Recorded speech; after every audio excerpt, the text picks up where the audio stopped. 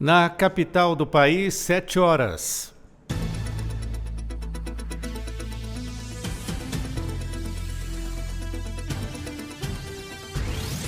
A Rádio Justiça apresenta Revista Justiça. Olá, muito bom dia. Hoje é terça-feira, 24 de março de 2026. Eu sou o Sérgio Duarte e você acompanha agora o Revista Justiça, hoje até às 9 horas da manhã.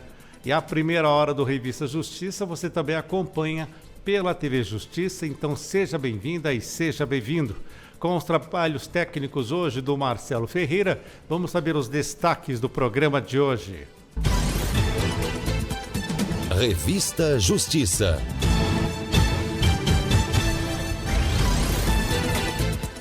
A primeira hora do Revista Justiça é voltada justamente para as notícias do Poder Judiciário brasileiro e às 7h45 vamos ter uma entrevista sobre decisão da Justiça do Trabalho de São Paulo.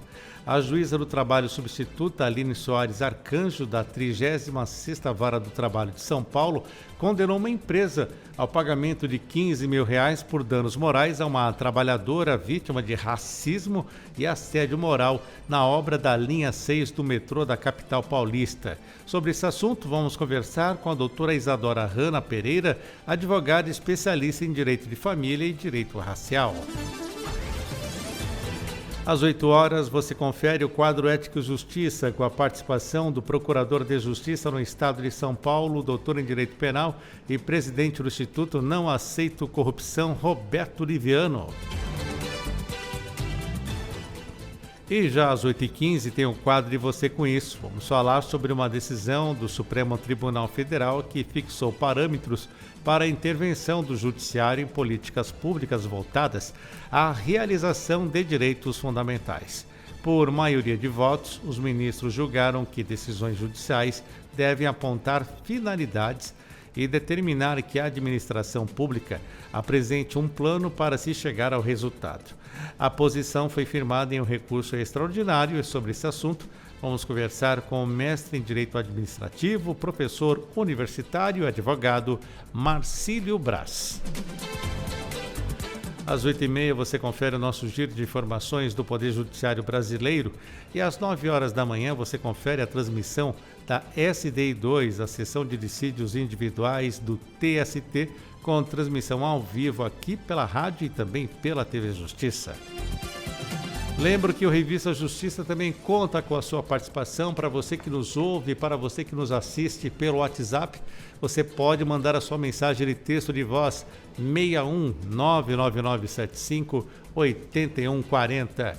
Você pode nos ouvir também pelo TuneIn ou ainda nos assistir lá do YouTube Rádio Justiça ao vivo e também pelo aplicativo TV Justiça Mais. 7h03. Confira agora no Revista Justiça os destaques do portal de notícias do Supremo Tribunal Federal. Hora de acessar então stf.jus.br. Vamos aos destaques do portal. STF determina a prorrogação da CPMI do INSS. Segundo decisão do ministro André Mendonça, prazo deve ser definido pela comissão, mas não pode ultrapassar a atual legislatura. STF suspende bloqueios de bens da Dersa determinados para o pagamento de dívidas judiciais. Liminar concedida pelo ministro Alexandre de Moraes atende a pedido do governo paulista. E comissão de assessoramento apresenta nota técnica. Nota técnica elaborada por comissão com representantes dos 3 poderes foi encaminhada aos ministros para subsidiar julgamentos sobre o tema. Quer saber mais detalhes, outras informações? Acesse stf.jus.br. Agora 7h04. Revista Justiça. Destaques dos tribunais. Agora vamos acessar os portais das Cortes Superiores. Vamos aos destaques deste momento. A visão do STJ sobre licitações e contratos 5 anos após a publicação da Lei 14.133 de 2021. Primeira turma afasta a continuidade deletiva em processo sobre multas administrativas do Inmetro. 7ª Conferência Ibero-Americana dos Direitos da Criança debate o ECA digital e a proteção no ambiente online. Dia Internacional de Luta pela Eliminação da Discriminação Racial.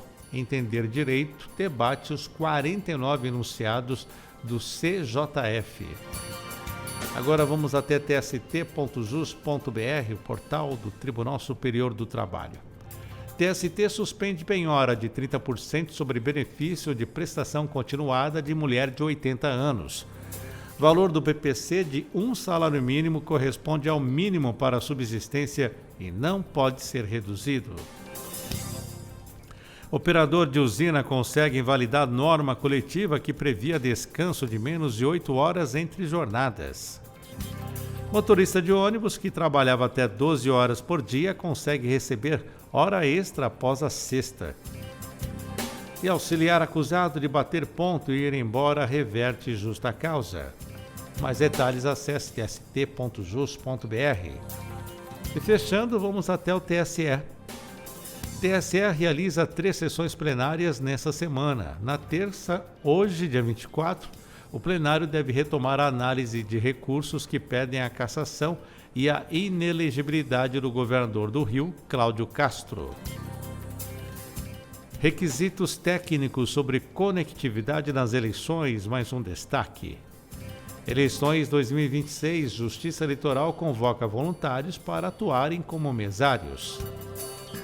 E ainda sobre o mesmo tema, conheça a ordem de votação da urna eletrônica. Ficou interessado? Acesse tse.jus.br. 7h06. Revista Justiça. Após 7 reuniões, a Comissão Técnica de Assessoramento instituída pela Presidência do STF elaborou uma nota técnica que vai auxiliar no julgamento sobre a suspensão de verbas indenizatórias acima do teto constitucional no serviço público. O julgamento de ações sobre o tema está pautado para acontecer nesta quarta-feira, dia 25. Após 7 reuniões, a comissão elaborou a nota técnica encaminhada aos ministros do STF com diagnósticos e cenários de encaminhamento para a matéria. O objetivo é subsidiar a apreciação da reclamação 88.319 e da ADI 6606, que tratam do tema remuneratório das carreiras jurídicas. O documento apresenta um diagnóstico detalhado sobre as dificuldades de fiscalização das verbas indenizatórias e sugere caminhos fundamentados em referências internacionais, como as diretrizes da OCDE, para garantir a transparência e a responsabilidade fiscal. A comissão reuniu representantes do Judiciário, do Legislativo, da AGU, do Ministério Público, da Defensoria Pública e do TCU, além de ter ouvido especialistas, pesquisadores e entidades associativas ao longo dos trabalhos. O levantamento identificou uma complexa rede de leis estaduais e municipais que disciplinam verbas indenizatórias para inúmeras carreiras públicas. A falta de dados centralizados dificulta a identificação com precisão de quais verbas são pagas e em que montante, impedindo o controle preciso do teto remuneratório. O relatório aponta que o atual teto sofreu um achatamento histórico e que essa defasagem pressionou as categorias a buscarem reajustes por meio de verbas indenizatórias, criando distorções gerenciais e fiscais. Embora haja a defasagem inflacionária, a comissão alerta que um reajuste linear pelo IPCA, sem considerar a variação do PIB per capita e a paridade do poder de compra, causaria uma expansão insustentável da folha de pagamentos, drenando recursos de outras políticas públicas essenciais. A comissão identificou eixos centrais que explicam o cenário atual de pagamentos acima do teto: a falta de clareza nos critérios de reajuste, o aumento do abate-teto, indicando que o teto deixou de ser um limitador para se tornar o parâmetro remuneratório de uma parcela de parte do funcionalismo, e a ambiguidade das verbas indenizatórias, ou seja, o uso de indenizações para contornar limites de responsabilidade fiscal em estados e municípios. A principal recomendação para o curto prazo é a utilização das leis do imposto de renda como parâmetro para definir o que é, de fato, verba indenizatória, pondo fim à insegurança jurídica que dura décadas. Além disso, no caso da magistratura, sugere-se que a Resolução 13 do CNJ atue como balizador para evitar que o trabalho extraordinário ou cargos de gestão sejam remunerados fora dos limites constitucionais, sem critérios gerenciais estritos.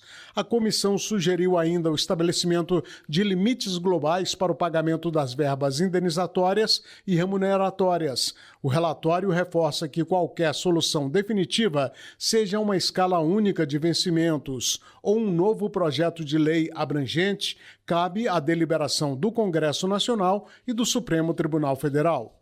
Rádio Justiça, de Brasília, Neto Costa.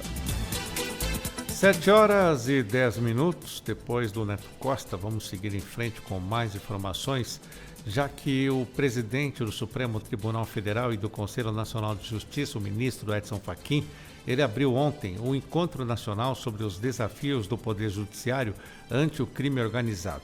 O seminário vai ser realizado também hoje aqui no CNJ e quem acompanhou foi a repórter Carolina Chaves. O encontro tem como objetivo aprimorar o trabalho da Justiça para agilizar os julgamentos de processos que envolvem organização criminosa.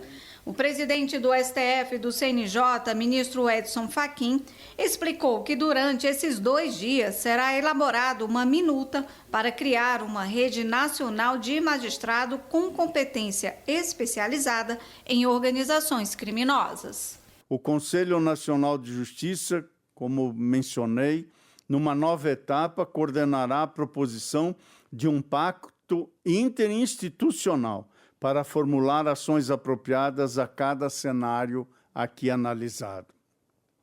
Dentre os resultados concretos que esse encontro deverá produzir, me permito enfatizar um de modo especial, que estará nas mãos de vossas excelências: a discussão e a eventual aprovação da minuta de ato normativo que cria a Rede Nacional de Magistrados com competência especializada em organizações criminosas.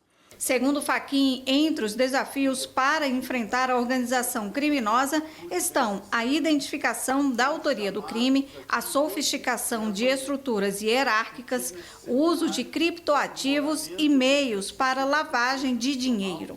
Além disso, a intimidação de testemunhas e a corrupção de agentes públicos tornam esses processos mais complexos. Por isso, uma das estratégias para desestruturar as organizações criminosas é a indisponibilidade de ativos que financiam esses grupos. O painel nacional do crime organizado, elaborado pelo CNJ, apontou que em 2025 havia mais de 12 mil ações penais de organização criminosa pendentes. No mesmo ano, o número de novas ações, cerca de 3 mil, superou as arquivadas. Em 5 anos, o número dessas ações aumentou em quase 160%. O Conselho Nacional de Justiça, em uma nova etapa, buscará estabelecer um compromisso entre as instituições que integram o sistema de justiça, voltado à formulação e à execução das ações mais adequadas ao cenário analisado. Tais ações, desde logo, deverão ser necessariamente customizadas à realidade de cada Estado federado e de cada território. Embora estejamos diante de uma ameaça à integridade do próprio território brasileiro, as estratégias de enfrentamento ao crime organizado precisam se ajustar à heterogeneidade regional. Rádio Justiça de Brasília, Carolina Chaves. E na tarde de ontem, o ministro Edson Fachin se reuniu com os presidentes do Banco Central, Gabriel Galípolo, e do BNDES, Aloysio Mercadante, e com o diretor-geral da Polícia Federal, André Rodrigues. O foco central do encontro foi o combate à lavagem de dinheiro e o estrangulamento financeiro de organizações criminosas. Na audiência, Aloysio Mercadante detalhou os avanços de um grupo de trabalho composto pela FEBRABAN, Polícia Federal e BNDES, com a colaboração técnica do Banco Central. A prioridade do grupo é o enfrentamento de crimes financeiros cibernéticos. Já Gabriel Galípolo destacou que o Banco Central está finalizando um pacote de medidas regulatórias voltadas à mitigação de riscos e à estabilização do sistema financeiro frente às novas ameaças digitais. E André Rodrigues informou que a Polícia Federal está acompanhando os fatos e realizando as investigações devidas. O ministro do Supremo Tribunal Federal, André Mendonça, determinou que o presidente do Senado, Davi Alcolumbre, prorrogue as atividades da CPMI do INSS. Com a decisão, Alcolumbre tem 48 horas para receber e ler o requerimento de prorrogação da CPMI. Com a leitura, o prazo da comissão fica ampliado automaticamente. Caso Henri Borel. A defesa de Jairinho abandonou a sessão e o julgamento iniciado ontem foi adiado para maio. O julgamento de Jairo Souza Santos Júnior, o Jairinho, e de Monique Medeiros, acusados pela morte do menino Henri Borel, de 4 anos, em 2021, foi adiado nesta segunda-feira no Rio de Janeiro. A suspensão ocorreu após os 5 advogados de defesa de Jairinho abandonarem o plenário por discordarem de uma decisão judicial. A sessão acontecia no 2º Tribunal do Júri da capital e marcaria o início do júri popular do caso. A decisão foi tomada pela juíza do 2º Tribunal do Júri, que presidia a sessão. Com a saída da defesa, o julgamento foi remarcado para começar em 25 de maio. Antes disso, a defesa de Jairinho pediu o adiamento do júri, sob a alegação de que não teve acesso completo à perícia de um notebook e de um celular do assistente de acusação, Leniel Borel, pai da vítima. O pedido foi negado, já que a Justiça entendeu que o tema já havia sido analisado no processo. Com o abandono da sessão, os advogados foram condenados a ressarcir os custos do julgamento cancelado, incluindo despesas com deslocamentos e energia elétrica. A juíza também determinou que a Ordem dos Advogados do Brasil seja comunicada para apurar possíveis infrações disciplinares. A magistrada alertou ainda que, se houver novo abandono na próxima sessão, a Defensoria Pública assumirá a defesa de Jairinho. Após o episódio, a juíza decidiu relaxar a prisão de Monique Medeiros por entender que houve excesso de prazo na detenção. Ela destacou que a defesa da ré permaneceu disponível para o julgamento e não poderia ser prejudicada pela situação, determinando a expedição do alvará de soltura. Segundo denúncia do Ministério Público do Rio de Janeiro, o ex-vereador Jairo Souza é acusado de provocar as lesões que causaram a morte de Henri Borel na madrugada de 8 de março de 2021. Ele responde por homicídio qualificado com agravantes por se tratar de vítima menor de 14 anos e por relação doméstica, além de 3 acusações de tortura e coação no curso do processo. Já Monique Medeiros responde por homicídio por omissão, também com agravantes, além de 2 acusações de tortura e coação no curso do processo. Rádio Justiça de Brasília, Marcelo Della Libera. Primeira turma afasta conceito de crime de continuidade e processo sobre multas administrativas do Inmetro. O repórter é o Tiago Gomide.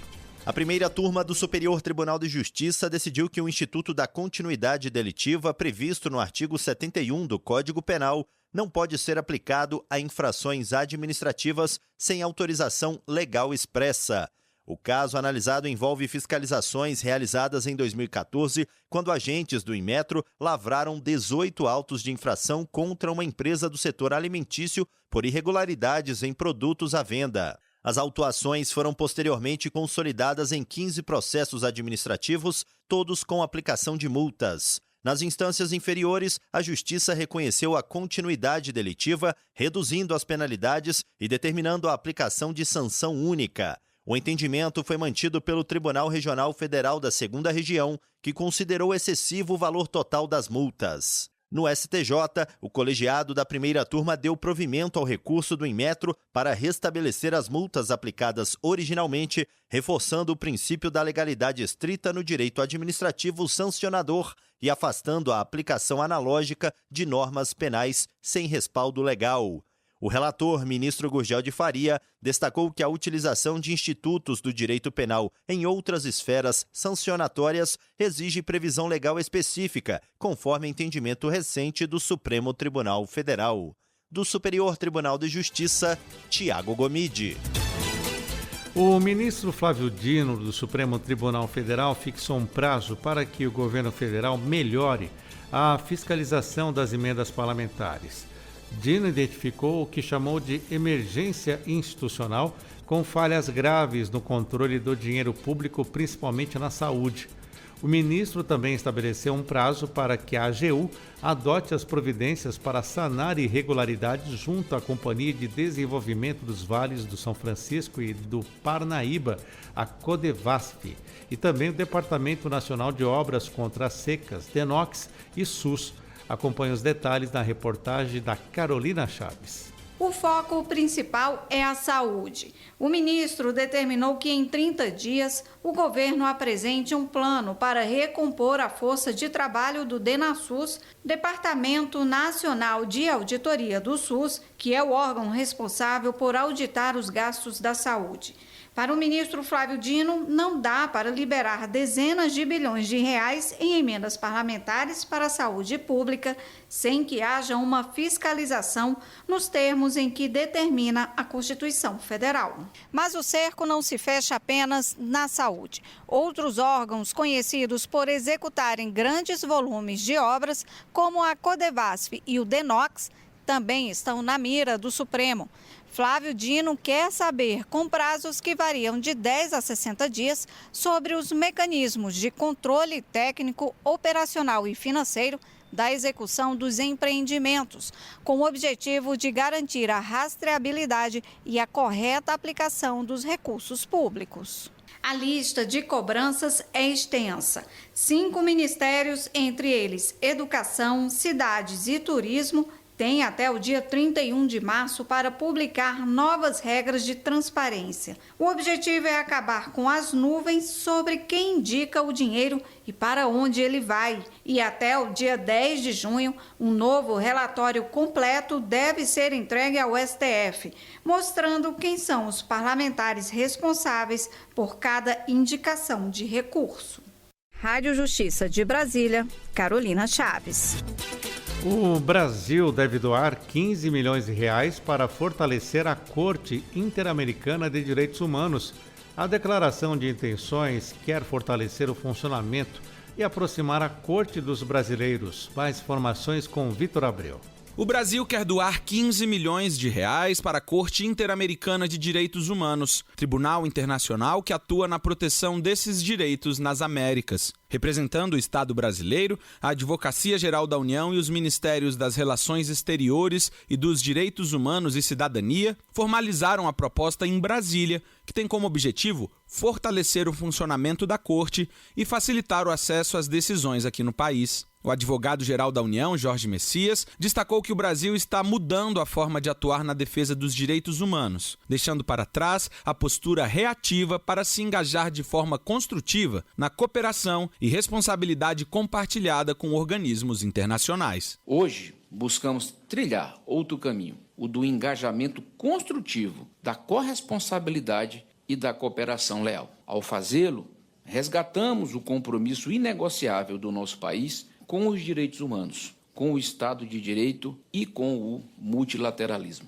Hoje, graças a essa virada de chave, temos muito claro que a melhor defesa do Estado é aquela que se ancora na verdade dos fatos, no reconhecimento de responsabilidade quando necessário e na construção de soluções que devolvam dignidade às vítimas e assegurem segurança jurídica às políticas públicas. Uma das prioridades na alocação dos recursos é a tradução de sentenças e documentos para o português, o que ajuda não só profissionais do direito, mas também a população a entender melhor a aplicação dessas medidas e entendimentos no país. Os recursos também poderão ser usados em capacitação, modernização tecnológica e na realização de sessões do tribunal no Brasil. Ainda em Brasília, a Corte promoveu, em parceria com o Supremo Tribunal Federal, o Seminário Internacional Emergência Climática e Direitos Humanos. O presidente da Corte Interamericana, Rodrigo Mudrovich, destacou que as mudanças no clima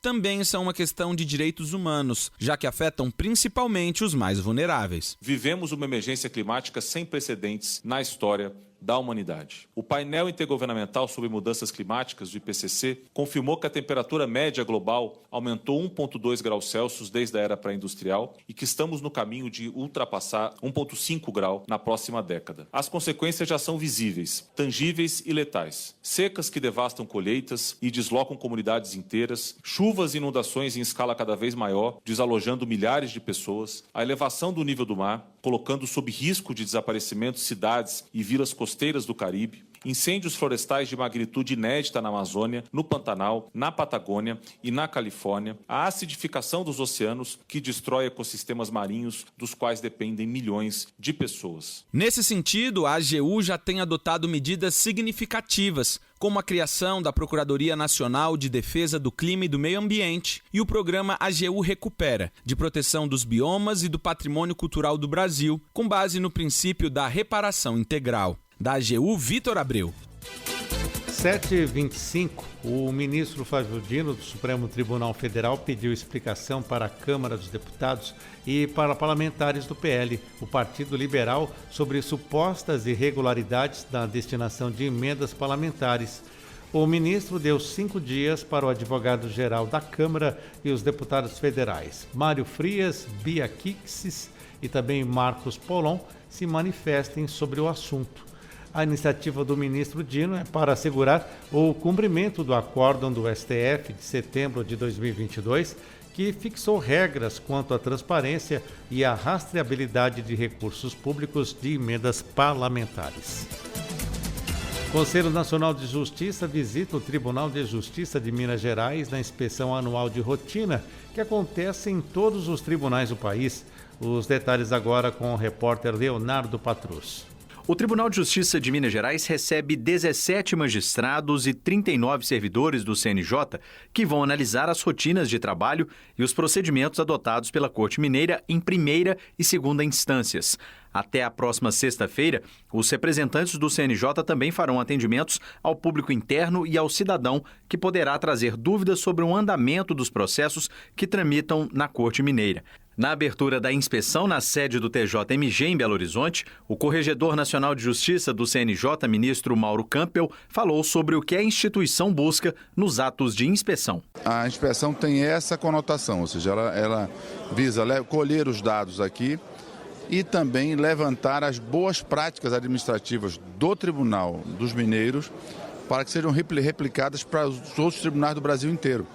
Porque o sonho do Conselho Nacional de Justiça é fazer com que todos os tribunais tenham a mesma feição administrativa, respeitar as peculiaridades regionais de cada tribunal.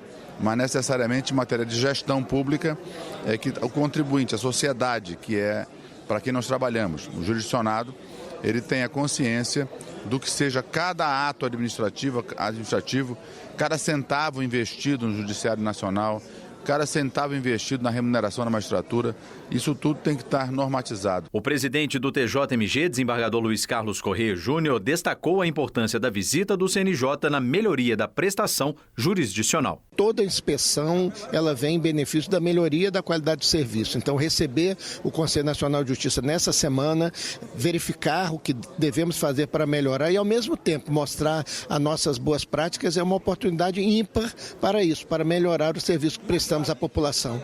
O atendimento ao cidadão acontece até sexta-feira, dia 27 de março, no edifício sede do TJMG, em Belo Horizonte, localizado na Avenida Afonso Pena, 4001, no bairro Serra. Do Tribunal de Justiça de Minas Gerais para a Rádio Justiça, Leonardo Patrus. O FONAGE, que é o Fórum Nacional de Juizados Especiais no Acre, terá a participação internacional e marca um novo momento de integração na justiça. O evento, inédito no estado, vai reunir representantes do Brasil e Bolívia.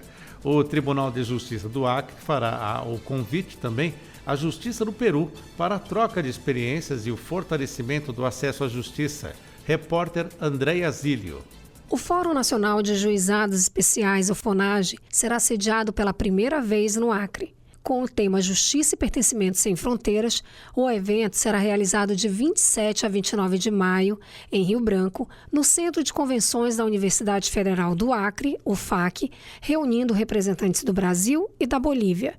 E o convite também será estendido ao Peru. A participação internacional começou a ganhar forma em Cobija durante visita institucional da comissão organizadora do FONAGE à Justiça Boliviana. O grupo foi recebido pelo presidente do Tribunal Departamental de Justiça de Pando, Alex Ed Pardo. Durante o encontro, o juiz auxiliar da presidência, Jordânia Dourado, destacou a importância do diálogo entre os países e formalizou o convite para a participação no evento, levando a saudação do presidente do TJ Acre, desembargador Laudivon Nogueira. Ele ressaltou o interesse em conhecer as práticas adotadas na Bolívia e ampliar a troca de experiências, especialmente no que diz respeito ao acesso da população à justiça.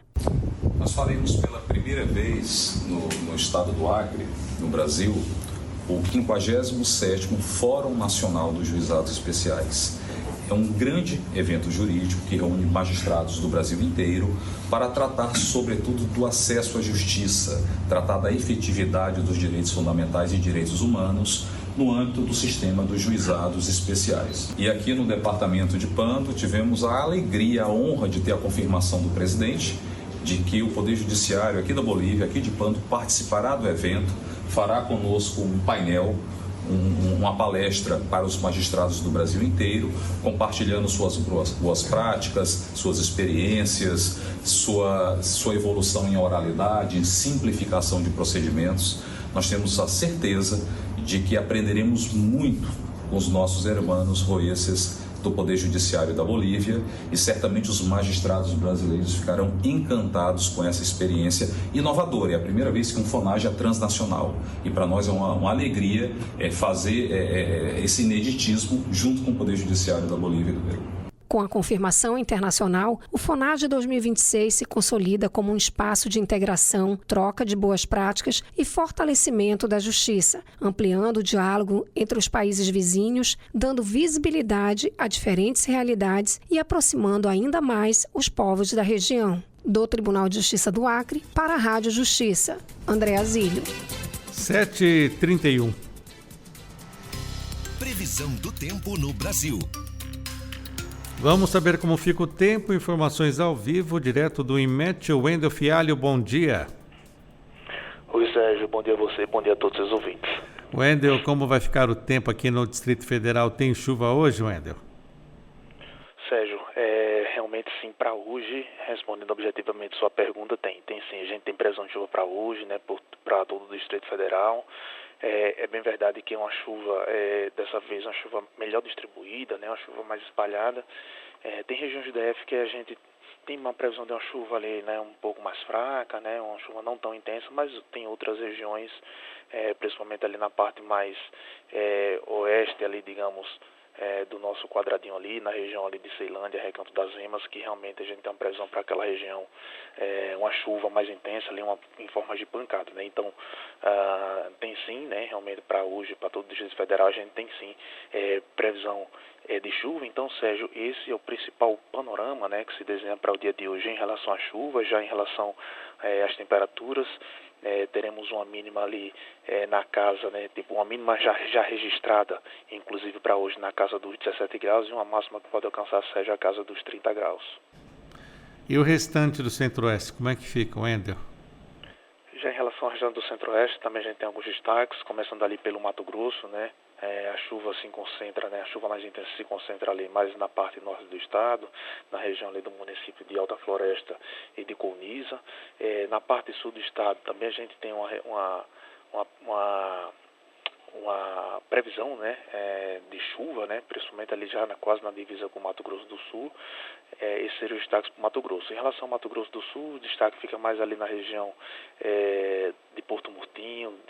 município de Jardim, né, na região mais ao sul do estado, e Goiás, o destaque fica por conta da chuva mais localizada, sobretudo ali na parte sul do estado, na região do município de Jataí, e também na região já quase na divisa com o estado do Mato Grosso. Então, em relação à chuva, Sérgio, esse é o principal panorama para a região centro-oeste do Brasil. Já em relação às temperaturas, teremos uma mínima ali na casa, né, já tivemos uma mínima, no caso, né, já observada e registrada na casa dos 16 graus, e uma máxima que pode alcançar a casa dos 31 graus, Sérgio.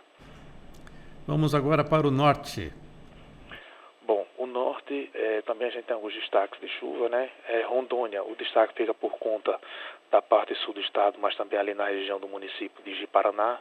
Amazonas, o destaque fica para a chuva mais intensa ali na região de Manicoré e também Manaus e o seu entorno. No Pará, a chuva fica mais concentrada, né? A chuva mais intensa, mais concentrada ali no sul do estado, sobretudo na região do município de Redenção, quase ali na divisa com o estado do Tocantins. E no estado do Tocantins, a chuva se concentra mais na parte oeste do estado, quase ali na divisa com o estado do Mato Grosso, também do Pará, mas também no outro lado, na parte leste, sobretudo ali na região da divisa com o estado do Maranhão, sul do Maranhão, né, e também com o estado da Bahia. Então, essas duas regiões, tanto o leste quanto o oeste do Tocantins, é onde se concentrará a chuva mais intensa para o estado do Tocantins. Então, em relação à região norte, Sérgio, o que se desenha para o dia de hoje, né, em termos de previsão, em relação à chuva, é isso que eu acabei comentando. Já em relação às temperaturas para a região norte, já tivemos uma mínima na casa dos 21 graus e uma máxima que pode alcançar a casa dos 30 graus, Sérgio. Agora vamos para o nordeste. Sérgio, em relação à região nordeste, alguns estados, né, boa parte dos estados não tem previsão de chuva, né, uma chuva ali mais fraca, né, não chega a ser uma chuva mais intensa, mas também a gente tem algumas exceções de chuva mais forte, né. Chuva intensa, o destaque fica por conta do estado do Maranhão, principalmente ali no sul do estado, né, do Maranhão, Tocantins, principalmente ali na região também sul do estado e também ali na região do município de São Raimundo Nonato, Pernambuco, o extremo oeste do estado pernambucano ali, no caso no sertão pernambucano, a gente também tem uma previsão de chuva mais intensa, e o estado da Bahia, sobretudo ali na região do município de Jequié, dos municípios de Jequié e de Vitória da Conquista. Então, em relação à região nordeste do Brasil, esse é o principal quadro que se desenha para o dia de hoje em termos de previsão. Já em relação às temperaturas para o nordeste do Brasil, Sérgio, já tivemos uma mínima ali de 18 graus e uma máxima que pode alcançar a casa dos 30 graus, Sérgio. Agora vamos para o sudeste. Bom, em relação à região sudeste, Sérgio, o que é que a gente tem por lá? Boa parte, assim, o estado de São Paulo, boa parte dele não tem previsão de chuva, né, assim, e aí eu me refiro a uma chuva mais intensa, ali uma chuva mais localizada e chuva fraca, mas o interior do estado, a gente tem sim previsão de chuva, principalmente na região ali dos municípios de Marília, né, Presidente Prudente, isso já no oeste paulista, né, Presidente Prudente, São José do Rio Preto e Araçatuba. Então essas regiões a gente tem sim previsão de chuva intensa, né.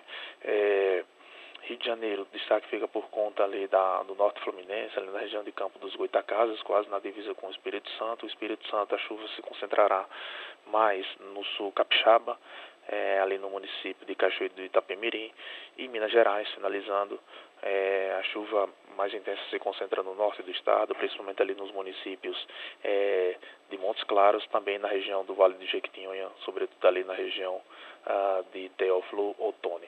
Então, Sérgio, para a região sudeste do Brasil, esses são os principais destaques em relação à chuva. Já em relação às temperaturas, teremos uma mínima na casa dos 10 graus e uma máxima que pode alcançar, já tivemos uma mínima na casa de 10 graus e uma máxima que pode alcançar a casa dos 28 graus, Sérgio. Agora vamos para o sul. Vamos lá, sul do Brasil. O que é que tem por lá?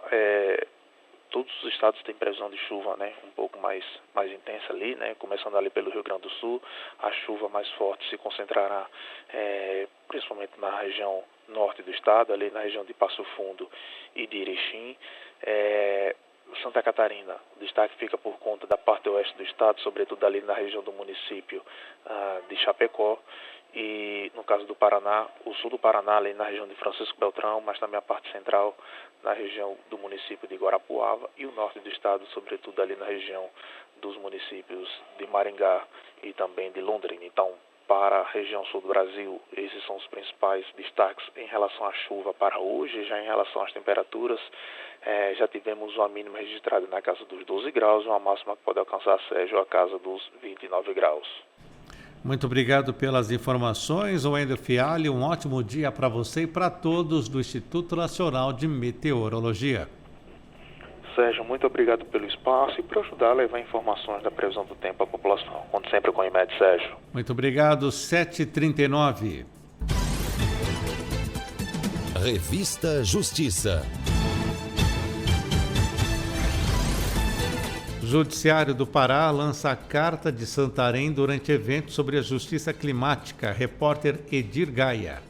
A proteção da Amazônia e o papel do Judiciário foram destaque no lançamento da Carta de Santarém durante evento sobre justiça ambiental do Pará. O documento traz diretrizes para decisões mais eficazes na preservação do meio ambiente, como o respeito aos territórios indígenas, o incentivo a práticas sustentáveis e a inclusão da pauta climática nas ações judiciais. Durante o encontro, magistrados e especialistas discutiram formas de garantir que essas decisões tenham um impacto concreto na região.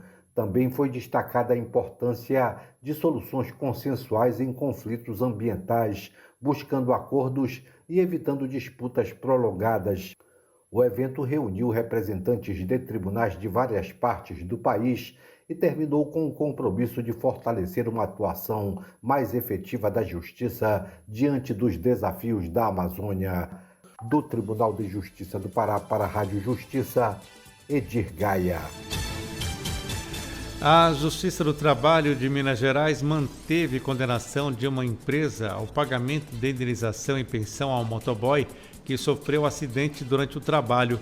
O boletim de ocorrência e o contrato de locação do veículo demonstraram o vínculo com a atividade profissional.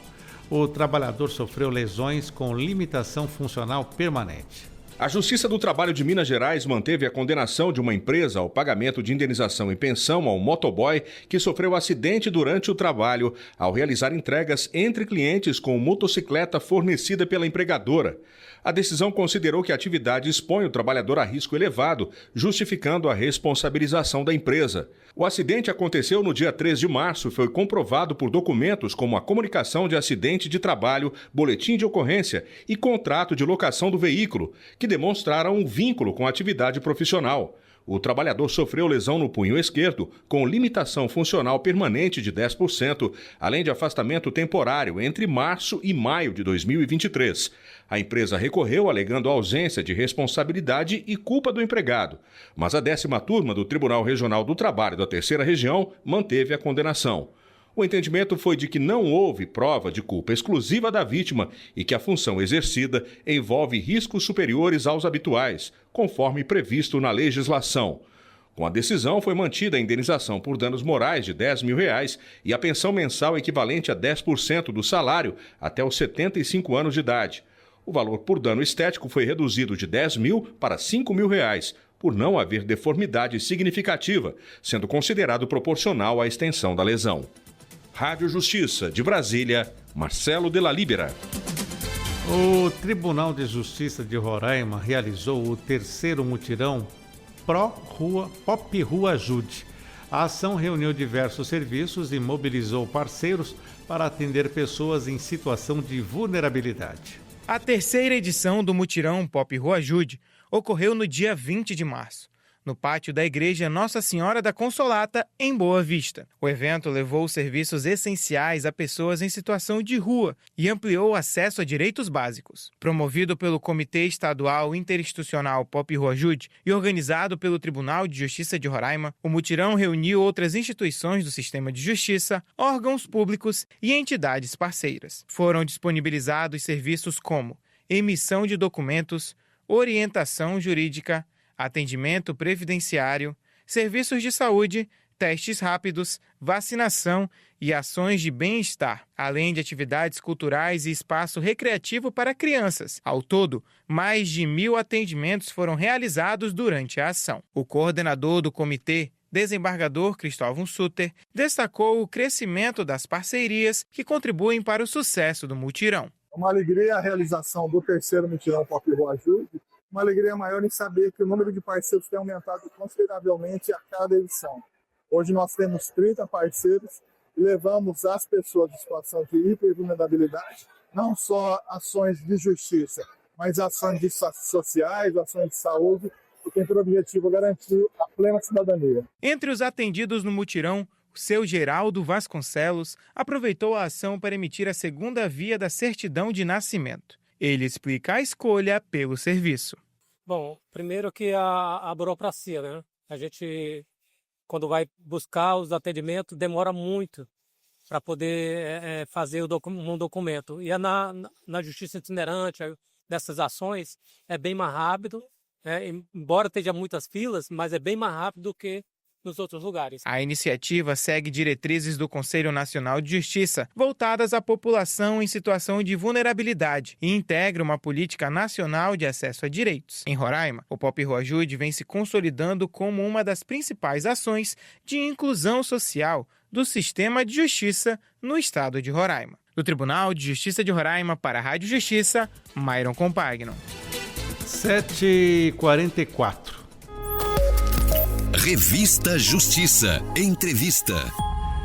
A juíza do trabalho substituta Aline Soares Arcanjo, da 36ª Vara do Trabalho de São Paulo, condenou uma construtora ao pagamento de R$15 mil por danos morais a uma trabalhadora vítima de racismo e assédio moral em obra da linha 6 do metrô da capital paulista. Sobre esse assunto, eu converso agora com a doutora Isadora Hanna Pereira, advogada especialista em direito de família e direito racial. Doutora Isadora, bom dia. Quanto tempo? Bom dia, Sérgio. Tudo bem? Não é? Tem um tempo. Mas é sempre bom tê-la conosco para tratar principalmente no tema tão importante e infelizmente recorrente. Para começar, explica para a gente, doutora, o que caracteriza até de forma jurídica essa situação de racismo no ambiente de trabalho, hein? Bom, o crime de racismo, ele consiste justamente em tentar tolir as pessoas negras, né? Em discriminar as pessoas negras com base ali na sua raça, na sua cor. É uma tentativa, como foi nesse caso, né, de impedir o acesso a determinados lugares, nesse caso, inclusive, ao trabalho, que é a forma ali de garantir o sustento de uma família, de garantir o sustento de uma pessoa. E nesse caso foi o que aconteceu com essa trabalhadora. E como o assédio moral ele se diferencia de outros conflitos comuns nas relações do trabalho? Assédio moral, condutas repetitivas que humilham ou constrangem o trabalhador, é isso? Isso, exatamente. Tentam diminuir ali o trabalhador, tentam afetar a sua imagem, a sua autopercepção, a sua honra mesmo, dessa maneira. E nesse tipo de situação é comum, então, que o racismo e até o assédio moral apareçam juntos, como nesse caso que eu mencionei aqui? Sim, com certeza, porque os dois estão ali atrelados à honra do trabalhador, à imagem do trabalhador. O racismo, ele se diferencia do assédio moral como uma espécie de aprofundamento desse assédio, né? Ele é baseado em um caráter específico, no caso que é a raça, mas eles dois caminham lado a lado, especialmente nesse contexto trabalhista, como foi nesse caso. Doutora Isadora Hanna, mesmo que a conduta ela tenha sido praticada por colegas ou até superiores, por que a empresa pode e deve ser responsabilizada? Bom, a empresa ela tem uma responsabilidade perante ali os seus trabalhadores, perante os seus funcionários. Então, a empresa ela precisa ter uma política interna que esteja atenta a isso. Ela precisa ter uma política interna que proteja os seus trabalhadores disso e que se coloque disposta a investigar, a tomar as providências, né? Nesse caso, por exemplo, havia ali um estudo de compliance dentro dessa empresa que ele se silenciou diante daquilo que estava acontecendo. Não apenas com essa trabalhadora que foi indenizada nesse caso, né? Mas também com outra, a testemunha dela nesse processo, ela relatou que ela mesma sofria episódios também de assédio moral, ela mesma foi vítima de racismo e que testemunhava este supervisor cometer esse ato com diversas outras pessoas. E havia essa responsabilidade da empresa em garantir o bem-estar desses trabalhadores, havia essa responsabilidade da empresa em ter uma postura ativa, tanto no treinamento dos seus supervisores, como também diante do recebimento de alguma denúncia, de eventual denúncia, e isso não ocorreu. Muito antes do contrário, houve uma penalização, uma punição dos trabalhadores e das trabalhadoras que procuravam essa responsabilização perante a empresa. Doutora Isadora, existe um dever legal das empresas de prevenir esse tipo de comportamento no ambiente de trabalho? O que a legislação exige na prática? Sim, existe um dever legal, e esse dever legal ele advém tanto da Constituição Federal como também de tratados, de convenções de trabalho, né? Existe sim um dever legal de garantir ao trabalhador um ambiente de trabalho que seja saudável, não apenas no caráter físico dessa saúde, como também no caráter emocional. O racismo, o assédio moral, ele trabalha nisso porque elimina também a confiança do trabalhador. E a gente sabe que um trabalhador com a sua confiança minada, com o seu emocional abalado, ele não consegue desempenhar as suas funções a contento, né? Então, assim, existe um dever social das empresas que é amparado nas nossas leis constitucionais, na nossa Constituição, e também em convenções de direitos humanos, convenções de trabalho. Quando a Justiça reconhece, doutora Isadora, o dano moral, quais elementos normalmente eles são considerados para fixar a indenização? Bom, tem a profundidade da ofensa, né, na seara individual do trabalhador, tem a maneira como ele foi tratado publicamente, quesitos como a humilhação mesmo, porque foi uma humilhação, né? Passa por esse caráter de humilhação, caráter público, tudo isso é ponderado. E também é ponderado as razões desse assédio moral. Nesse caso, teve questão de raça, há ali também um recorte de gênero, então tudo isso é ponderado na fixação da indenização por dano moral. E é importante que o dano moral ele tenha um caráter punitivo e pedagógico também, que desestimule o agressor, desestimule, no caso também, as empresas a permanecerem, a insistirem nessa conduta e adotarem, sim, uma postura que seja mais incisiva no combate a essas atitudes. Esse tipo de decisão, doutora Isadora Hanna, ela contribui, então, para coibir práticas discriminatórias no ambiente de trabalho, não é isso? Certamente contribui muito. É muito importante que a gente tenha precedentes que evidenciem que a justiça brasileira ela não se silencia diante desses casos, que a justiça brasileira ela não se mantém omissa, como, por exemplo, se manteve omissa a empresa, né? O recado que a gente passa quando se mantém omisso diante disso é um recado muito sério, é um recado muito evidente de que esses crimes, de que essas condutas praticadas no seio do trabalho, no seio social, elas não importam. A partir do momento que a gente tem uma decisão como essa, com indenização, que inclusive não foi uma indenização diminuta, que é algo que a gente vê no judiciário várias vezes, quando a gente tem decisões como essa, a gente passa um recado muito claro de que essas condutas estão sim sendo apreciadas, de que essas condutas estão sim sendo avaliadas e sendo julgadas sob um crivo justo, sob a luz daquilo que a gente tem na nossa Constituição, à luz daquilo que a gente tem nessas convenções de direitos de trabalho. Doutora Isadora, para o trabalhador que passa por uma situação semelhante, quais são os primeiros passos que devem ser tomados? Porque há ambientes.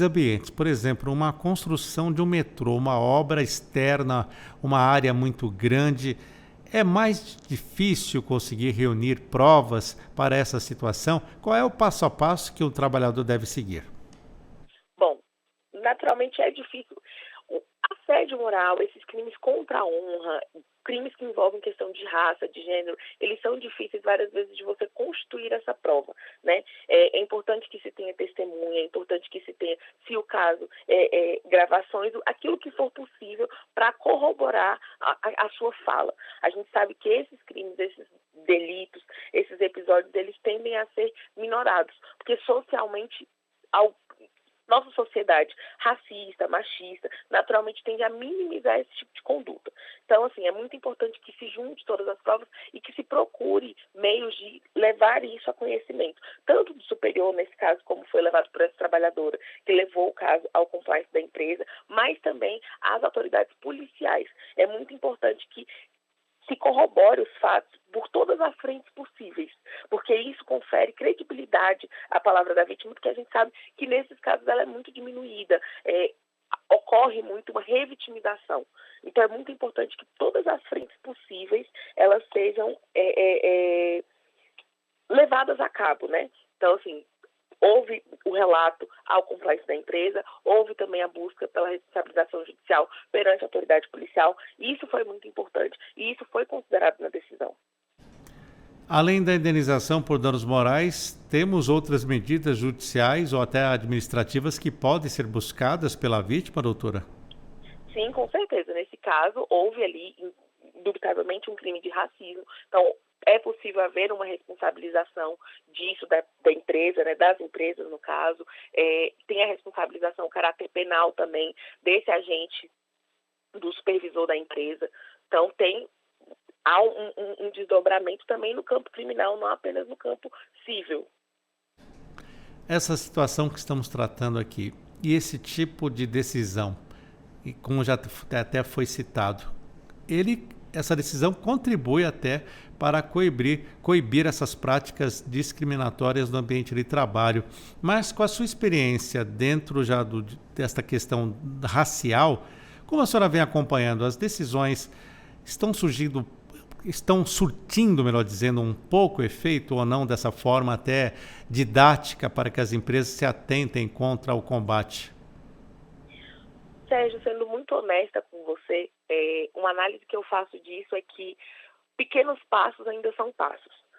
Naturalmente, a gente tem decisões, tem casos e casos que nem chegam a virar no processo judicial de fato. A gente tem uma revitimização das vítimas, a gente tem uma diminuição disso, inclusive em ambientes policiais, uma diminuição disso à frente de empresas, enfim, como a gente viu nesse caso, né, que a resposta à altura veio apenas no campo judiciário, não veio no campo administrativo dessa empresa, mas é importante que a gente continue caminhando, é importante que a gente não se silencie, é importante que as vítimas não se silenciem diante disso. Não é uma luta fácil. A busca pela responsabilização de um assédio, de um caso de racismo, não é uma luta fácil, mas ela é necessária. É necessária para que a gente tenha decisões como essas que, ainda que sejam a minoria, ainda que sejam uma exceção à regra, são decisões que abrem portas, que fixam, estabelecem precedentes importantíssimos para eventuais buscas futuras, né? Para que outros casos não permaneçam silenciados, para que outros casos não sejam normalizados. Então, assim, acho sim que a gente caminha a passos curtos, às vezes parece que inclusive a gente estagnou, né? Mas passos curtos ainda são passos. E é importante que a gente reconheça isso. É importante que inclusive a gente se agarre a isso como forma de não se permitir abater, de não se permitir abalar.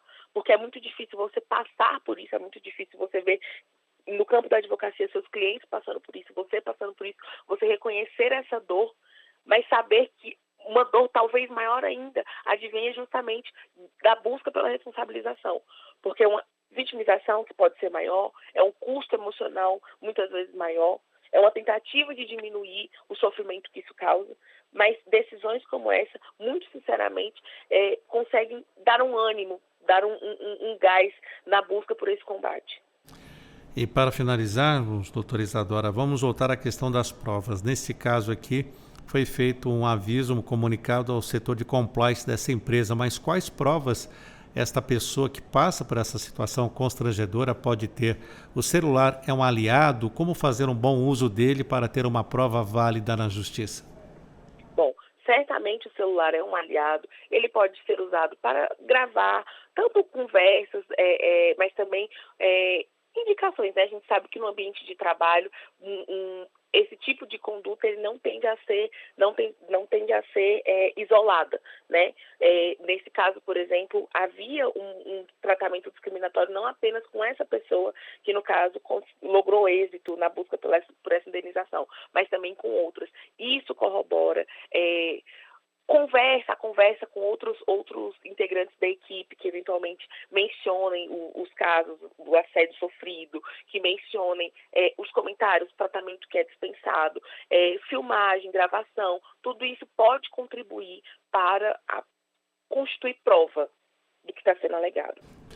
Agradecemos a doutora Isadora Hanna participando conosco aqui na Rádio Justiça, falando dessa situação. Doutora Isadora Hanna Pereira, advogada especialista em direito de família e direito racial, falando sobre decisão da Justiça de São Paulo que condenou uma construtora ao pagamento de R$15 mil por danos morais a uma trabalhadora vítima de racismo e assédio moral na linha 6 do metrô da capital paulista. Doutora Isadora, até uma próxima. Muito obrigado. Muito obrigado, Sérgio. Tchau, tchau. Agora, às 7h58, vamos fazer um intervalo no Revista Justiça e já voltaremos no FM 104,7. E para você que estava nos acompanhando aqui pela TV Justiça, na volta do intervalo tem a Rafaela Vivas e o Justiça Agora. Um ótimo dia para você.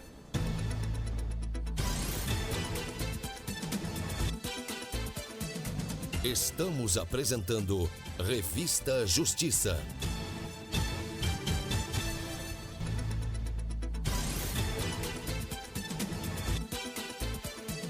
Voltamos a apresentar Revista Justiça. E estamos de volta com Revista Justiça. Vamos começar a segunda hora, terça-feira, 24 de março de 2026, 8 horas. A partir de agora, no Revista Justiça, Ética e Justiça. E temos a participação, mais uma vez, do Procurador de Justiça no Estado de São Paulo, doutor em Direito Penal, presidente do Instituto Não Aceito Corrupção. Bom dia, doutor Roberto Liviano. Bom dia, Sérgio. Bom dia aos internautas e amigos da Rádio Justiça. Doutor Roberto Liviano, vamos começar falando sobre o Rio de Janeiro, já que o governador daquele estado, Cláudio Castro, renunciou ao mandato nesta segunda-feira e a renúncia foi anunciada durante um evento realizado lá no Palácio da Guanabara, um dia antes do julgamento no TSE sobre a situação dele. Pois é, Sérgio. No Brasil, ao longo dos anos, nós temos assistido muitas cenas parecidas com esta, né? Pessoas estão respondendo a processos graves relacionados à prática de atos de corrupção e quando se aproxima o momento do desfecho dos julgamentos, nesse caso existe uma gravíssima acusação de abuso de poder político-econômico, escândalo Seperge. Há quem diga que é um dos maiores escândalos desses abusos no Rio de Janeiro, perto do momento do desfecho deste caso, quando já havia 2 votos contrários ao governador, que poderiam levá-lo à cassação e à inelegibilidade por 8 anos, o governador sintomaticamente renuncia. Muitas pessoas, então, diante disso, ficam perplexas e lançam questões. Quais serão as consequências disso? Bom, é óbvio que não é simples, natural e que a impunidade vai prevalecer. Não é porque o senhor Cláudio Castro resolve renunciar que esta análise por parte do TSE simplesmente ficou prejudicada, né? Não é assim que as coisas funcionam. Esse é um primeiro ponto, uma primeira consideração. A análise que o TSE está fazendo continua. Essa é a primeira consideração. Em segundo lugar, se o senhor Cláudio Castro ele fosse inocente, se ele não tivesse agido de maneira abusiva, se não tivesse qualquer tipo de responsabilidade, não haveria motivo para a renúncia. Ele teria, com seus advogados, ele prosseguiria na sua postura e de demonstrar que é inocente, não haveria motivo para renunciar. Ele é uma figura com protagonismo político, governador do estado do Rio de Janeiro, tem os seus projetos políticos.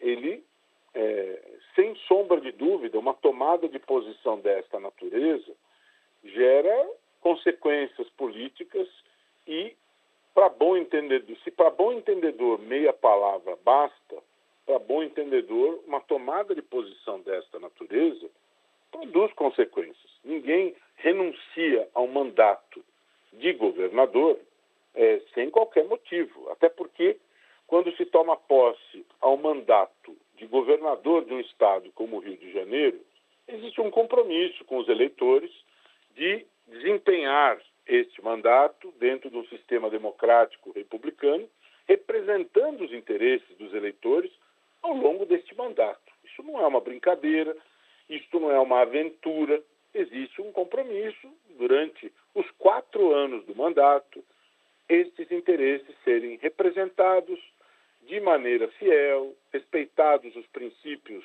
da moralidade administrativa, da impessoalidade, observada a prevalência do interesse público, observado o princípio da publicidade, todos os valores constitucionais precisam prevalecer. Então, esta renúncia, ela diz muito a respeito daquilo que ocorre no Rio de Janeiro. E eu queria destacar, Sérgio, mais um elemento, uma circunstância que não é desimportante, né?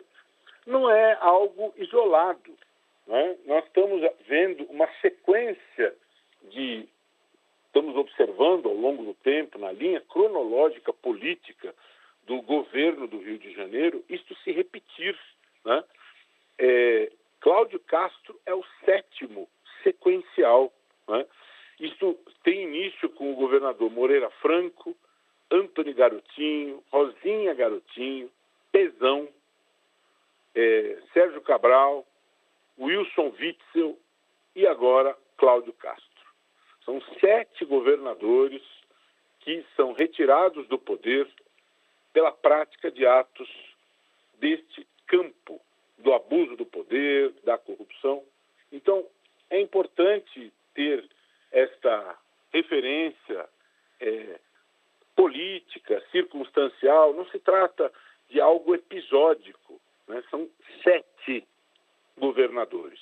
Para não haver injustiça, houve uma situação política que não foi por um mandato inteiro, foi assumindo o mandato, que foi a governadora Benedita da Silva, que foi a única que não se enquadrou nesta sequência. Ela não exerceu mandato por 4 anos, assumiu o mandato, foi a única que não se enquadrou nesta sequência. Mas Moreira Franco, Antony Garotinho, Rosinha Garotinho, Pezão, Witzel, Cabral, todos foram retirados do poder, levados à prisão pela prática de corrupção. Então, isso é muito triste, a sina do povo fluminense em relação a esta situação. E o senhor Cláudio Castro, aliás, já há referências importantes no sentido de que também um fato que marcou esse desfecho, aquela ação letal no Rio de Janeiro, com 122 óbitos, a mais letal da história do Rio de Janeiro, também com um elemento que gerou a eclosão deste desfecho, né?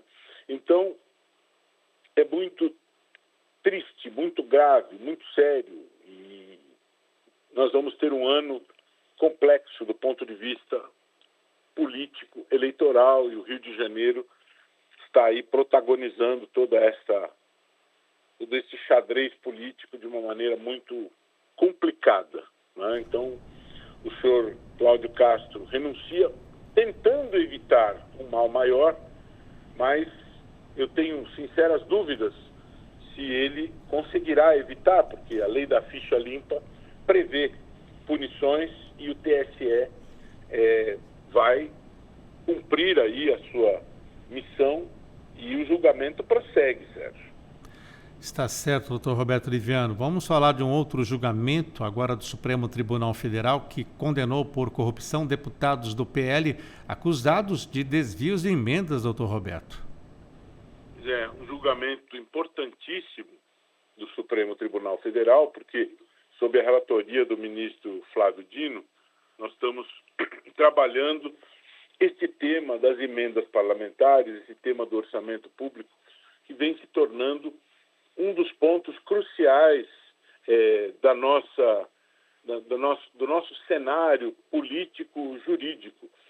A partir de 2014, Sérgio, quando nós tínhamos aí um montante de 200 milhões de reais destinados a emendas parlamentares, essa situação ela vem se modificando ao longo do tempo, uma reconfiguração orçamentária e o último aumento de 2025 para 2026,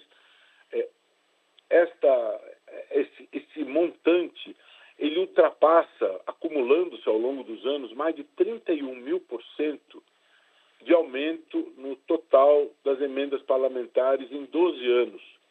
Essa situação, Sérgio, ela é totalmente desrespeitosa à própria lógica da separação dos poderes. Então, a ideia da emenda parlamentar é um complemento. Quem tem que planejar, quem tem que prover, quem tem que se preocupar com o atendimento das políticas públicas é o Poder Executivo. E a própria ideia da emenda é complemento, né? Agora, quando isso vai para um outro patamar, em que o dinheiro das emendas ele é objeto de desvio, né, que é o que nós estamos tratando aí, em que há o desvio dos princípios da moralidade, da impessoalidade, quando não se atende aquilo que se deve preconizar em matéria de interesse público, né? Então, há um total desrespeito ao interesse da sociedade. Porque os membros do Congresso, eles argumentam que o poder deve ser exercido de maneira compartilhada, não só o executivo, mas o poder de emenda, ele deve existir para que haja essa partilha do poder, e esse é o fundamento da questão das emendas. Mas isso, a ideia da emenda é complemento. Não podemos ter inversão das coisas, porque essa inversão implica, a meu ver, na quebra da própria lógica da separação dos poderes. Porque você precisa ter o planejamento da saúde, da educação, do meio ambiente, da segurança, e quem tem que planejar isso, quem tem que prover isso pelo desenho constitucional é o Poder Executivo, não é o Legislativo. O Legislativo, ele deve cumprir a sua jornada, discutir os projetos de lei, mas cabe ao Poder Executivo a questão inerente ao atendimento, a detectar, planejar, atender as políticas públicas. Isso significa quebrar a lógica da própria separação dos poderes, Sérgio. E você ter um desvio que vai além disso, quer dizer, além desse exagero, desse hiperpoder inerente às emendas, ainda você ter o desvio destas verbas, você ter esta resistência à rastreabilidade, como se tem detectado.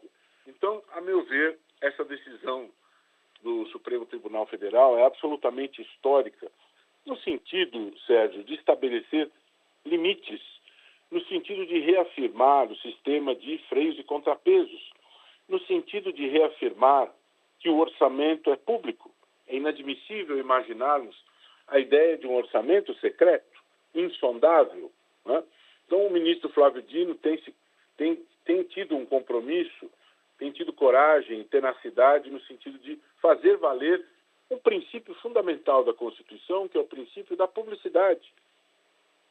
Esse princípio é absolutamente fundamental e, pelo andar da carruagem, se não houver imposição de limites rigorosos, firmes, nós corremos o risco de um colapso fiscal em 2027. Doutor Roberto Liviano, temos um minuto ainda. Eu gostaria que o senhor falasse sobre esta questão que envolve fraude processual e violência. Vamos pegar como base este caso do tenente-coronel acusado de feminicídio e fraude processual no caso da morte da esposa. Caso gravíssimo, inclusive o CNJ instaurou um procedimento investigatório porque compareceu ao local dos fatos um desembargador que alega que ali esteve na condição de amigo do tenente-coronel, que não interferiu na cena do crime. De todo modo, é uma presença esquisita, uma presença estranha, porque é uma presença que chama atenção por uma soma de circunstâncias que foram registradas neste caso. Todas elas acabaram convergindo para a decretação da prisão temporária do coronel, que responde não só por homicídio, mas também por fraude processual. né, no sentido de ter alterado a cena do crime. Todos nós já sabemos que o Brasil vive uma epidemia de casos de feminicídio e nós precisamos agir no sentido de reverter, de prevenir, de inibir esta situação tão grave, tão dramática. Então é importante, de fato, que o CNJ cumpra o seu papel, verifique o que ocorreu. Fatos graves noticiados foram registrados no sentido de ter havido abuso de poder por parte do tenente-coronel, usando da sua patente superior para abusar do poder desta patente em relação a outros oficiais de patente inferior na cena do crime. Eles determinaram que o tenente-coronel se dirigisse ao distrito para os devidos esclarecimentos, para exame residográfico. Mesmo assim, ele não se submeteu, foi tomar banho, e isso pode ter eliminado resíduos de pólvora das suas mãos, né? A arma, da maneira como estava encaixada nas mãos da vítima, da soldado, foi algo considerado cinematográfico, um encaixe jamais visto, né? Muito estranho, né? Ele supostamente teria ouvido o tiro enquanto estaria tomando banho, mas esse banho que ele estaria tomando não deixou marca nenhuma, pegada nenhuma no apartamento. São situações muito estranhas, assim como essa estranha presença do seu amigo desembargador. As pessoas têm direito a ter amigos, mas é uma presença estranha e fraudes processuais são figuras nocivas ao bom esclarecimento dos fatos. E isso vem se repetindo, Sérgio, não foi só neste caso. Isso precisa ser devidamente apurado para que não funcione como barreira à boa distribuição da justiça. Doutor Roberto Oliviano, procurador de Justiça no Estado de São Paulo, doutor em Direito Penal, presidente do Instituto Não Aceito Corrupção, mais uma vez no quadro Ético e Justiça. Até a próxima, doutor Roberto. Sempre uma alegria, uma honra, um prazer. Quero aproveitar aqui e deixar um convite para quem nos acompanha. Dia 30 e 31 de março, semana que vem, teremos o 10º seminário Caminhos contra a Corrupção na Faculdade de Direito da USP, com grandes nomes do mundo jurídico, Miguel Reale Júnior, Renato Nalini, teremos o ministro-chefe da CGU, Vinícius Carvalho, Neca Setúbal, o ex-reitor João Grandino Rodas, e grandes nomes debatendo os temas inerentes ao combate à corrupção. Será presencial, mas também será possível acompanhar remotamente. E no dia 31, o lançamento do livro Ética Imortal, que marca os 10 anos de ciclo de vida do Instituto, com as 10 conferências do projeto Ética Imortal e mais 15 grandes entrevistas. Todos e todas convidados, 10º seminário Caminhos contra a Corrupção e lançamento do livro Ética Imortal, promovidos pelo INAC, Instituto Não Aceito Corrupção, e já estão abertas as inscrições para o 6º Prêmio INAC de Integridade. www.premioinacdeintegridade.com.br. Até a próxima. Até a próxima. Agora em Brasília, 8h18. E eu com isso? E eu com isso? E você com isso? Como as decisões do Supremo Tribunal Federal afetam sua vida? Hoje vamos falar sobre uma decisão do Supremo Tribunal Federal que fixou parâmetros para a intervenção do Judiciário em políticas públicas voltadas à realização de direitos fundamentais. Por maioria de votos, os ministros julgaram que decisões judiciais devem apontar finalidades e determinar que a administração pública apresente um plano para se chegar ao resultado. A posição foi firmada no recurso extraordinário 684.612. Sobre esse assunto, vamos conversar agora com o mestre em Direito Administrativo, professor universitário e advogado Marcílio Braz. Seja bem-vindo, doutor. Bom dia. Olá, bom dia, Sérgio, e bom dia a todos os ouvintes da Rádio Justiça. É sempre um prazer estar aqui falando com vocês. Doutor Marcílio, primeiramente eu gostaria que o senhor contasse para o nosso ouvinte por que esta ação chegou aqui ao Supremo Tribunal Federal. Muito bem. Esse caso, ele tratou de um caso específico acontecido no Rio de Janeiro, em que havia ali um hospital que tinha ali alguma controvérsia em relação à contratação de pessoal. E por isso, houve ali então uma ação judicial para tentar resolver aquele conflito. Muito bem, essa ação chegou no Supremo Tribunal Federal com a seguinte controvérsia técnica.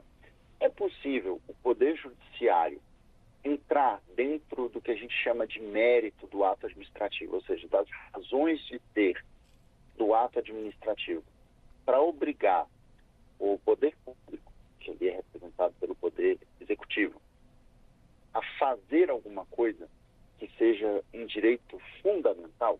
Então essa era a grande, vamos dizer assim, pergunta, né? Eu estou aqui usando termos mais objetivos para o nosso ouvinte entender, mas essa era assim, a grande pergunta que ficaria a ser respondida com esse processo. O Poder Judiciário ele pode, de alguma maneira, entrar dentro dessa esfera de decisão do Poder Executivo e do Poder Público ali, né? Para garantir o cumprimento ali de direitos fundamentais? E a resposta é sim, ele pode ingressar, desde que o Poder Judiciário não vai dizer qual é a política pública que tem que ser feita, mas ele pode exigir que o poder público ali, que aquele ente ali, seja municipal, seja estadual, ele traga ali pelo menos parâmetros objetivos ou alguns programas, né, que ele pretenda ali, alguns meios que ele pretenda implementar para o cumprimento de direitos fundamentais. E essa decisão do STF, como ela acaba repercutindo, refletindo já no dia a dia das pessoas?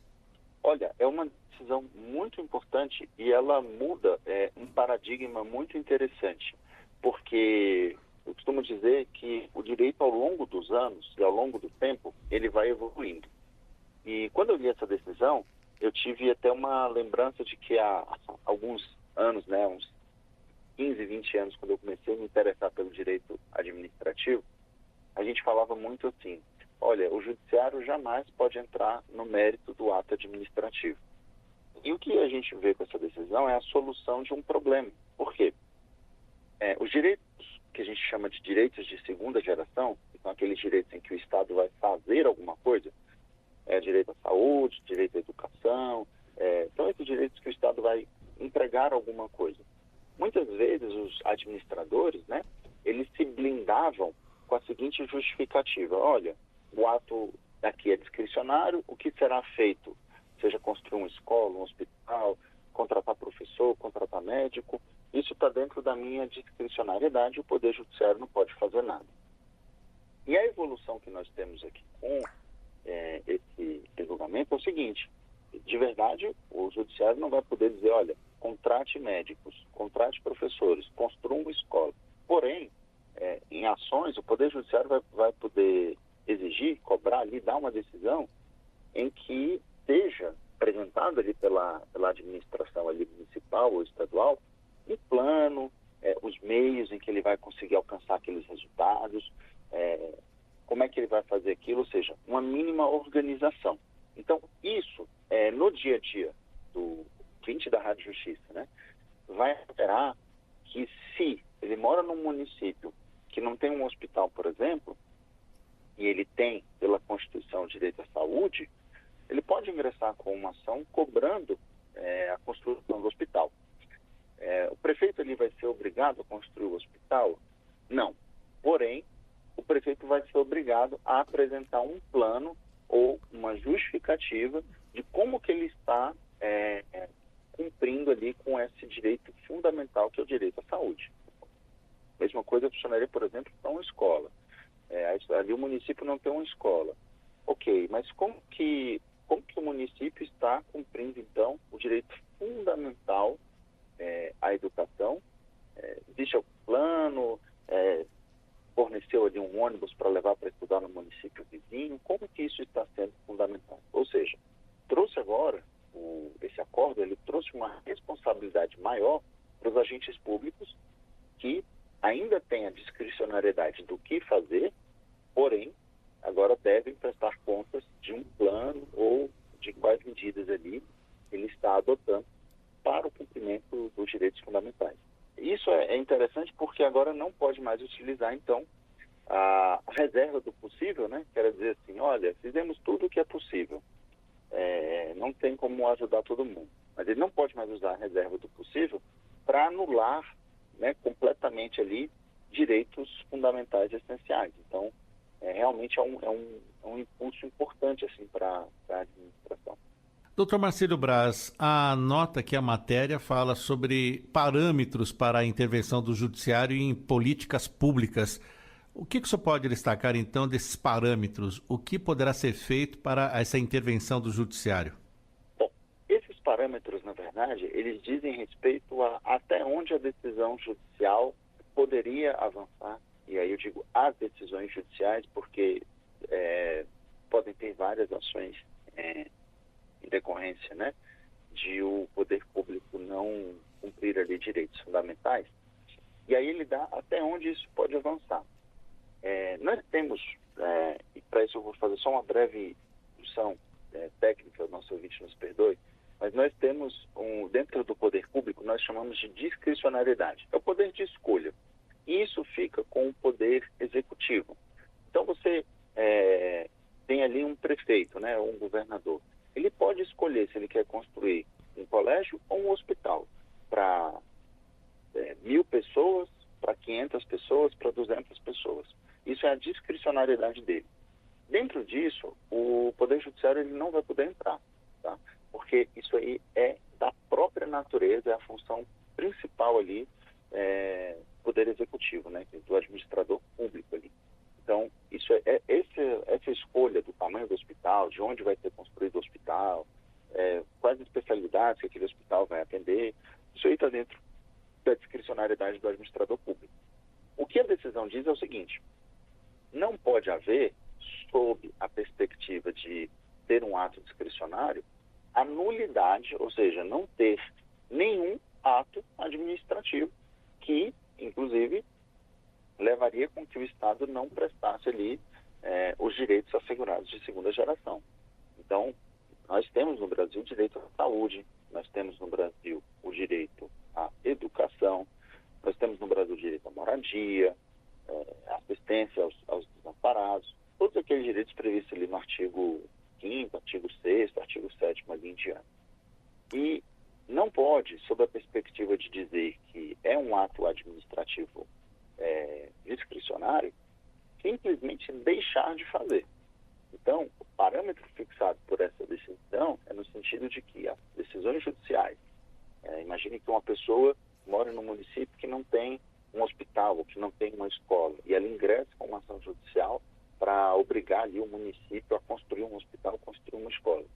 O juiz, ao dar essa decisão, baseando-se aqui no recurso que foi julgado pelo Supremo Tribunal Federal, ele não poderá dizer o seguinte: olha, tem que construir uma escola no bairro tal para tantos alunos. Não.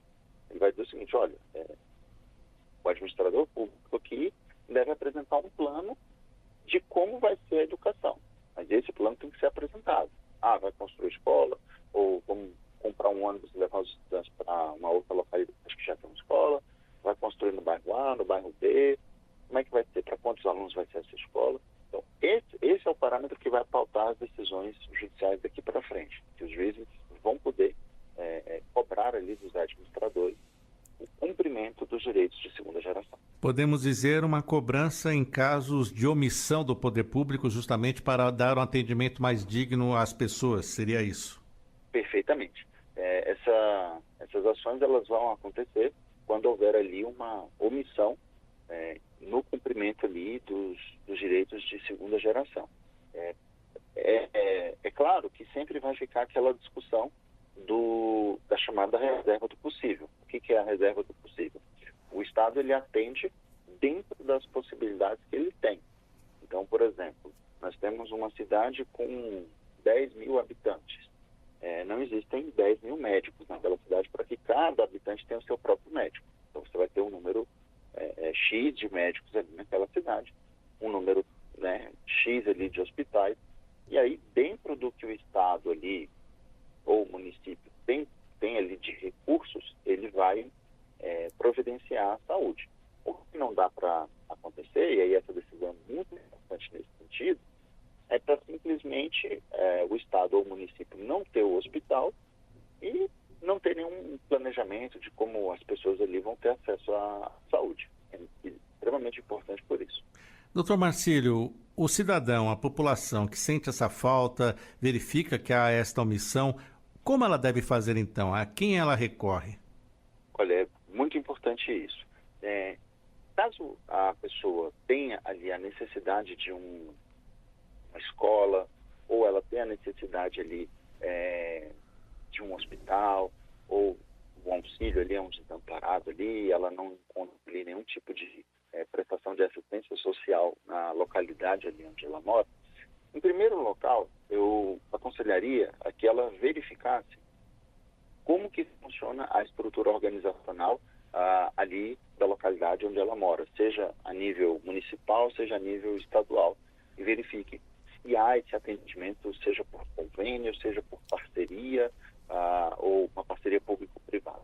Caso ele identifique que não há de nenhuma forma, que realmente é omisso, né, que o hospital está ali sem médicos, ou que nem tem hospital, que a escola está sem professor, que nem tem professor, ela pode sim procurar, seja a Defensoria Pública, seja o Ministério Público, ou, caso ela tenha interesse também, um advogado particular da confiança dela, para ingressar com uma ação para cobrar que o Estado forneça a ela esses serviços aí que ela tem direito. Eu sempre lembro muito que nós temos os direitos de 3 gerações, né? A primeira geração são aquelas obrigações que o Estado não vai fazer, que não estão ali no artigo 5º, né? Não prender você à toa, não tomar a sua propriedade, entre outros direitos ali do artigo 5º.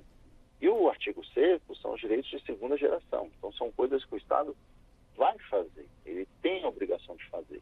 E aí é direito do cidadão cobrar que o Estado entregue esses direitos para ele. E hoje no quadro E Você Com Isso, nós conversamos com o Dr. Marcílio Braz, ele que é mestre em Direito Administrativo, professor universitário e advogado. Ele repercutiu conosco uma decisão do Supremo Tribunal Federal que fixou parâmetros para a intervenção do Judiciário em políticas públicas voltadas à realização de direitos fundamentais. O Dr. Marcílio explicou como essa decisão do Supremo Tribunal Federal vem contribuindo de forma determinante para que os direitos e as garantias constitucionais saiam do papel e transformem vidas. Doutor Marcílio, muito obrigado por atender a Rádio Justiça. Até uma próxima. Muito obrigado, eu que agradeço, Sérgio, e espero aí que os nossos ouvintes possam conseguir todos os direitos. Agora em Brasília, 8h32. Revista Justiça. Entrevista. Vamos falar agora sobre uma situação vivida aqui no Distrito Federal. Um homem que caiu em uma vala desprotegida lá no Parque da Cidade, o mesmo que é citado na música Eduardo e Mônica, da Legião Urbana, ele deve ser indenizado. Sobre esse tema, o repórter Neto Costa entrevistou o advogado Tiago Loyola, especialista em direito civil. A primeira turma recursal dos juizados especiais do DF manteve a sentença que condenou o Distrito Federal e a FAM Entretenimento a indenizarem de forma solidária um homem que caiu em uma vala de escoamento desprotegida. O acidente ocorreu no Parque da Cidade durante um evento privado.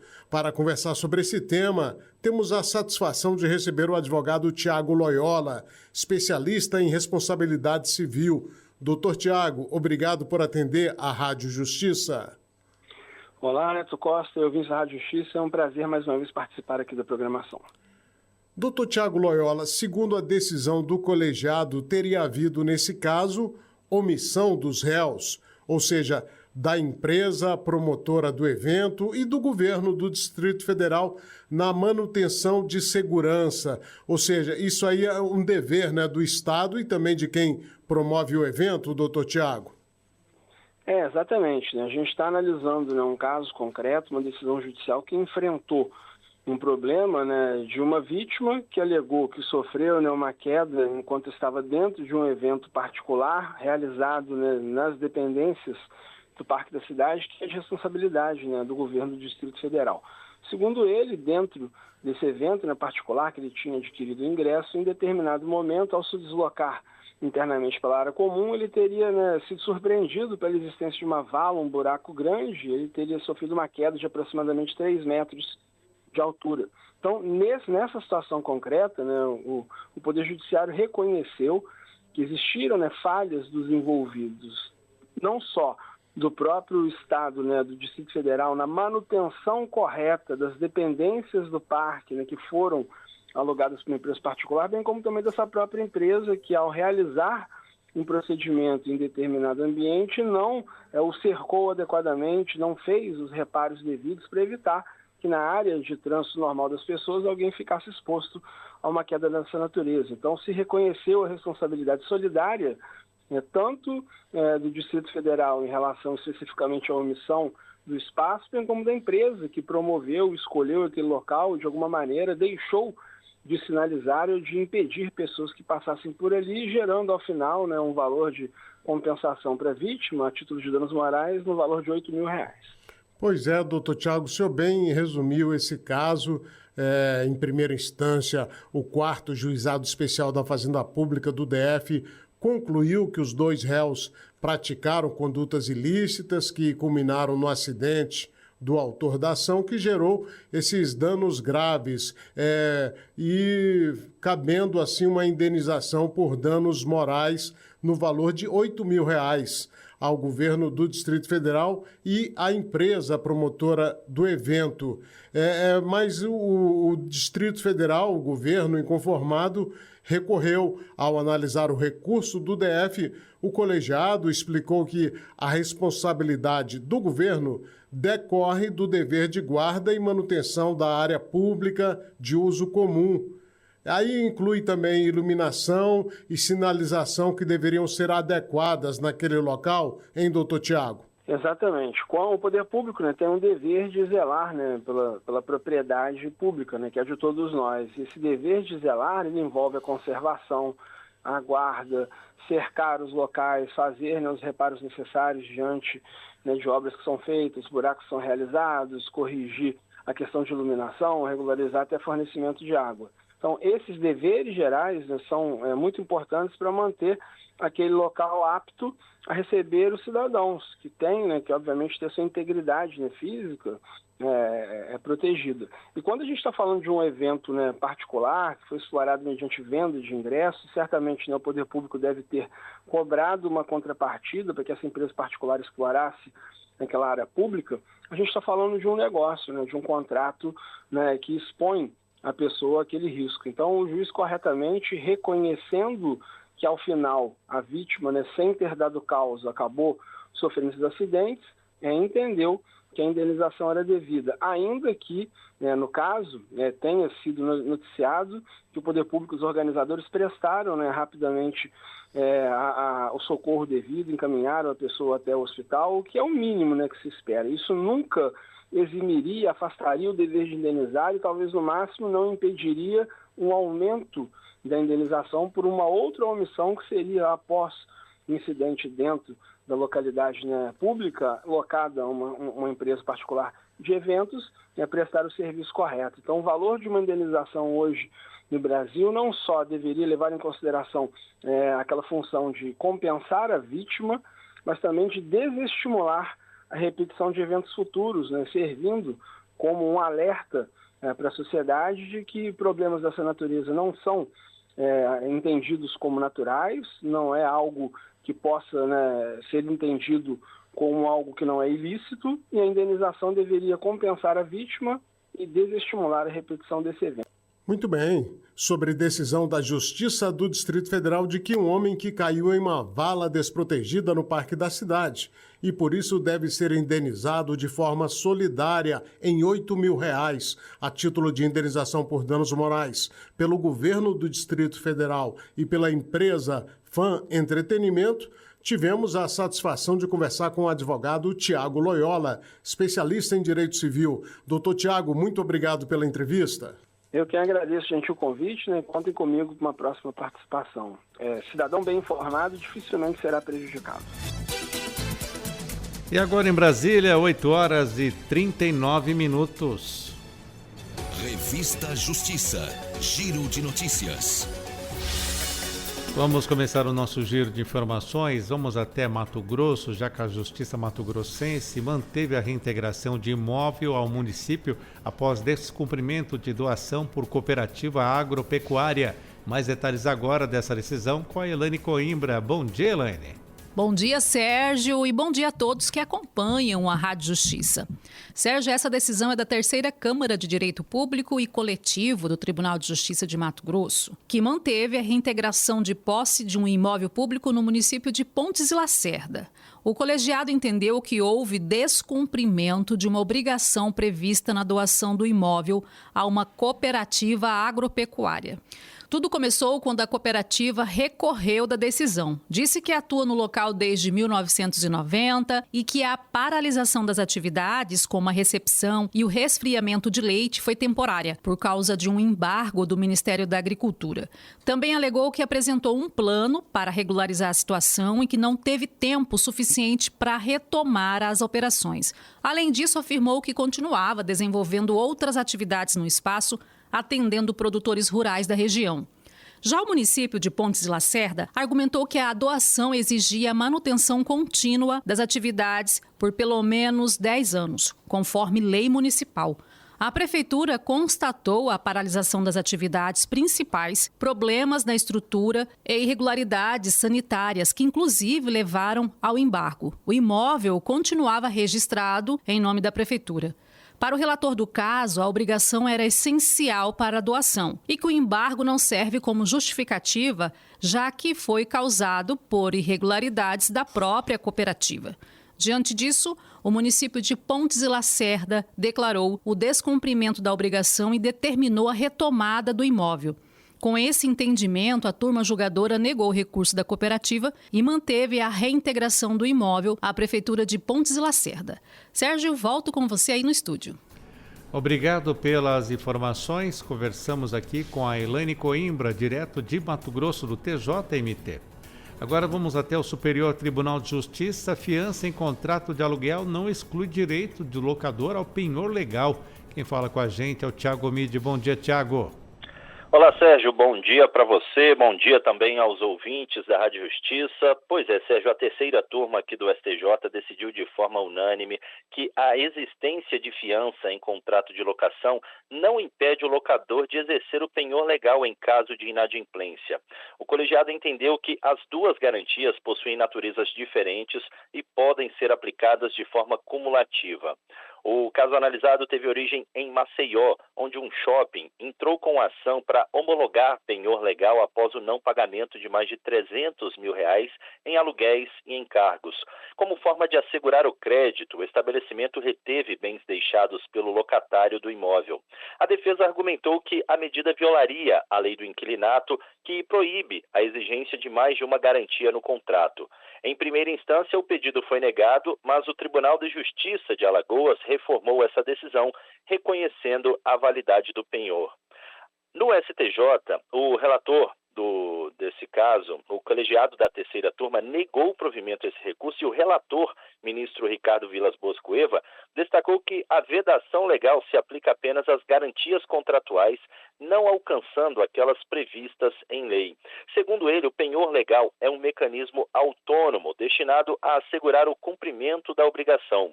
O ministro também ressaltou que o Instituto constitui forma de autotutela privada, permitindo ao credor reter bens do devedor para garantir o pagamento da dívida, conforme está previsto no Código Civil.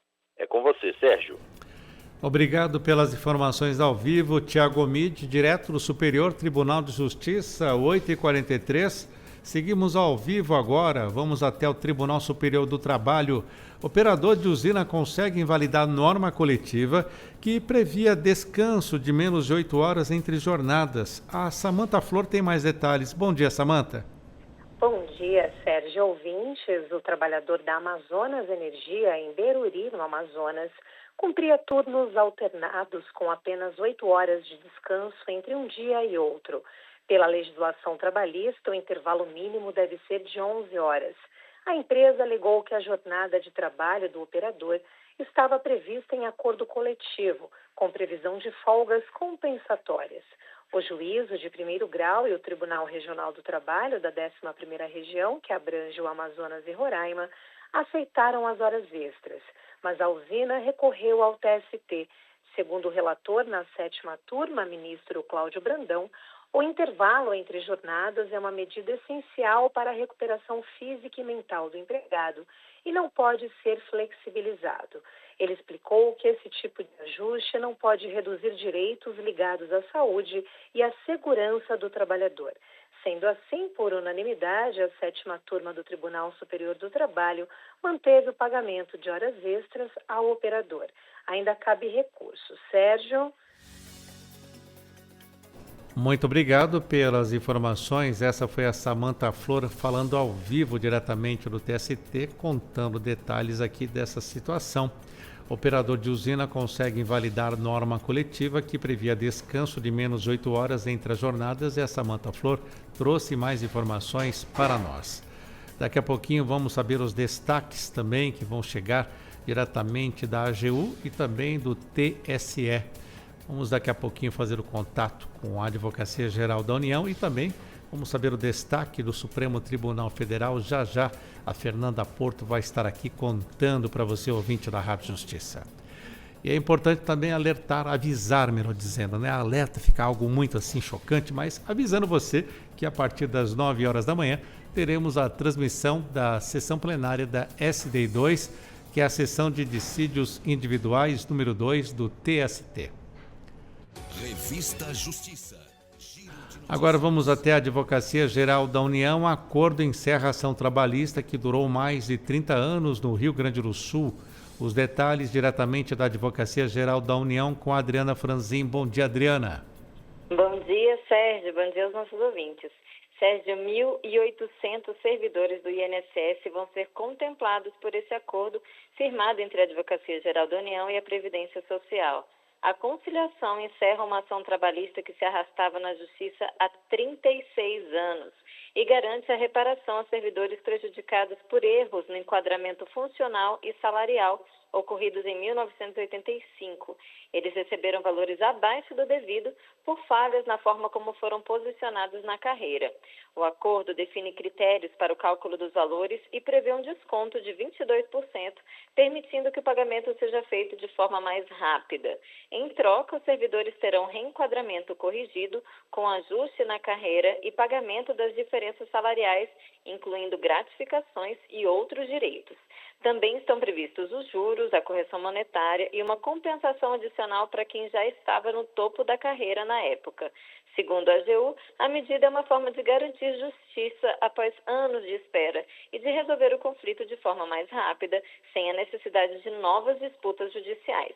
Esse acordo, Sérgio, firmado com o Sindicato dos Trabalhadores Federais em Saúde, Trabalho e Previdência Social, ainda vai ser homologado pela Justiça. Volto com você. Obrigado, Adriana Franzin, ao vivo, direto da Advocacia Geral da União. Seguimos o nosso giro de informações, vamos até o Tribunal Superior Eleitoral.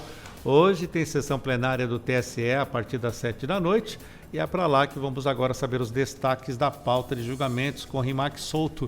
Bom dia, Rimac Souto. Muito bom dia, Sérgio. Bom dia também para você que nos acompanha aqui pela Rádio Justiça. Pois é, estão previstos na pauta de hoje o julgamento de 7 processos. Entre os destaques estão 2 recursos contra decisões do Tribunal Regional Eleitoral do Rio de Janeiro que negaram os pedidos do Ministério Público Eleitoral para cassar os diplomas e inelegibilidade do governador do estado, Cláudio Castro, do PL, do ex-vice, Tiago Pampolha, do MDB, e do deputado estadual e representante da Assembleia Legislativa, ALEGE, afastado, Rodrigo Barcelar, do União Brasil. Eles são acusados de, supostamente, terem praticado abuso de poder político e econômico nas eleições gerais de 2022, incluindo desvios na Fundação Centro Estadual de Estatísticas, Pesquisas e Formação de Servidores Públicos do Rio de Janeiro. O julgamento, Sérgio, desse caso será retomado com voto vista do ministro Nunes Marques, a ministra Isabel Galotti e o ministro Antônio Carlos Ferreira já votaram pela cassação dos diplomas e inelegibilidade dos políticos, bem como a realização de novas eleições para os cargos majoritários e pela retotalização dos votos para o cargo de deputado estadual. Eu reforço aqui, Sérgio, que esta semana vão ser realizadas 3 sessões plenárias, as ordinárias, normais, de hoje a partir das 7 da noite e de quinta, 10 da manhã, e uma extraordinária convocada pela presidente do TSE, ministra Carmen Lúcia, para amanhã, a partir das 10 da manhã. Eu lembro aqui que as sessões têm transmissão ao vivo pela TV e Rádio Justiça, pelo canal da Justiça Eleitoral no YouTube, e os julgamentos dos processos também ficam disponíveis em áudio no podcast direto do plenário. Na seção rádio, no site do TSE e nas principais plataformas de áudio, como o Spotify e Apple Podcast. E só reforçando também aqui, Sérgio, a pauta completa pode ser consultada em tse.jus.br. Com você. Muito obrigado, Rimac Souto, ao vivo, direto do TSE, sessão plenária do TSE, hoje, 7 da noite, com transmissão, como ele já bem informou, pela Rádio Justiça, pela TV Justiça e também pelo canal do TSE no YouTube. Vamos finalizar o nosso giro, informação que chega do Supremo Tribunal Federal. Comissão técnica dos 3 poderes sugere ao STF tratar verbas extras como salário para fechar brechas no teto remuneratório constitucional. O parecer é para embasar julgamento sobre o tema nessa semana. E mais detalhes ao vivo agora ao meu lado com a Fernanda Porto. Bom dia, Fernanda Porto. Bom dia, Sérgio Duarte. Bom dia a todos que nos acompanham. Vamos falar agora de um tema que está tendo muita repercussão, que é sobre o teto constitucional remuneratório, ou seja, o salário máximo que servidores públicos podem ganhar de acordo com a Constituição Federal. Então, essa comissão técnica de assessoramento, ela é instituída pela presidência do Supremo Tribunal Federal por meio de portaria, e encarregada de fornecer subsídios ao tribunal, ao STF, para apreciação de 2 decisões, de 2 ações que tratam deste tema. Então, para chegar a esse parecer, foram feitas 7 reuniões e aí chegaram-se a essa nota técnica que foi encaminhada aos ministros do Supremo Tribunal Federal com diagnósticos e cenários para o encaminhamento da matéria. Então, no documento, que tem foco na sustentabilidade fiscal e na transparência federativa, é apresentado um diagnóstico detalhado sobre as dificuldades de fiscalização dessas verbas indenizatórias e sugere caminhos fundamentados em referências internacionais e diretrizes da Organização para a Cooperação e Desenvolvimento Econômico. E o objetivo é garantir, como eu disse, a transparência e a responsabilidade fiscal. Então, formado por 20 integrantes, a comissão reuniu representantes do Judiciário, do Legislativo, da Advocacia Geral da União, Ministério Público, da Defensoria Pública e do Tribunal de Contas da União, além de ter ouvido especialistas, pesquisadores e entidades associativas ao longo dos trabalhos. É importante a gente ressaltar toda essa questão porque é uma nota que realmente foi feita com muito critério, com muita organização. Afinal de contas, a gente está falando de uma coisa que todo mundo quer saber, que é dinheiro público, como que isso vai ser empregado, e também tem a ver com os salários de todos esses servidores que atendem a nossa sociedade. Então, vamos falar um pouquinho desse levantamento agora, que ele identificou, Sérgio e ouvintes, uma complexa rede de leis estaduais e municipais que disciplinam verbas indenizatórias para inúmeras carreiras públicas, que vão desde magistratura, Ministério Público, auditores fiscais, advogados públicos e vários outros. Então, esta ausência de um repositório centralizado de dados dificulta a identificação com precisão de quais verbas são pagas e em qual montante, ou seja, o valor de tudo isso, impedindo o controle preciso do teto, ou seja, toda a estrutura de pagamento que envolve todas essas questões, estados, municípios, enfim, até o ente federativo, é complexo, teria que reestruturar tudo isso. Então, o relatório aponta isso e também mostra que o atual teto constitucional sofreu um achatamento histórico. Como assim um achatamento? Eu explico. É a análise retrospectiva revelada do teto instituído em 2006, ou seja, em 2006, o máximo que era permitido pela Constituição Federal a um servidor público era o salário de R$ 21.500 e possuía uma margem considerável em relação à renda média nacional. Em 2006, a diferença entre o teto e o menor salário do funcionalismo era de 81 vezes. Hoje, se essa proporção fosse mantida, o teto ultrapassaria os R$130 mil, né? Ou seja, em defasagem, pressionou as categorias a buscarem reajustes por meio de verbas indenizatórias, criando distorções gerenciais e fiscais. Então, embora haja essa defasagem inflacionária já comprovada, a comissão técnica alerta que um reajuste linear pelo IPCA, sem considerar a variação do PIB per capita e a paridade do poder de compra, causaria uma expansão insustentável da folha de pagamentos, drenando recursos de outras políticas públicas essenciais. Ou seja, Sérgio, é um assunto, e ouvintes, né, um assunto complexo que envolve muitas questões aí, tem questões de cálculo, de imposto, de poder de compra, o que a Constituição determina, enfim, atualização de salários. Então, o diagnóstico, né, para fechar esse diagnóstico que foi encaminhado ao Supremo Tribunal Federal, a comissão identificou 4 eixos centrais. Então, primeiro é falta de clareza nos critérios de reajuste, depois aumento do abate-teto, né, que é o sistema de controle do TCU, que indica desde 2018 o percentual de servidores que atingem esse teto constitucional, ambiguidade das verbas indenizatórias e o próximo seria os próximos passos, né? Então, esse relatório técnico, ele serve de base para julgamento do tema feito pelo plenário do Supremo Tribunal Federal, previsto, né, para a próxima quarta-feira, dia 25 de março. A comissão reforça que qualquer solução definitiva, ou seja, uma escala única de vencimentos ou um novo projeto de lei, abrange, né, cabe a deliberação do Congresso Nacional e também do Supremo Tribunal Federal, né? Quem quiser acessar essa nota técnica na íntegra, tem vários sites que foram replicados, que afinal de contas a comissão envolve os 3 poderes, mas também pode acessar o portal stf.jus.br. Sérgio. Muito obrigado, Fernanda Porto, encerrando o nosso giro e também encerrando o Revista Justiça de hoje, que fica por aqui. A apresentação minha, Sérgio Duarte, edição da Camila Rodrigues, a produção do João Paulo Bezerra, os trabalhos técnicos, Marcelo Ferreira, coordenação de jornalismo, Marcela Luiza, Secretaria de Comunicação Social, Supremo Tribunal Federal. Você fica agora com a transmissão da sessão plenária do TST. Um ótimo dia para você.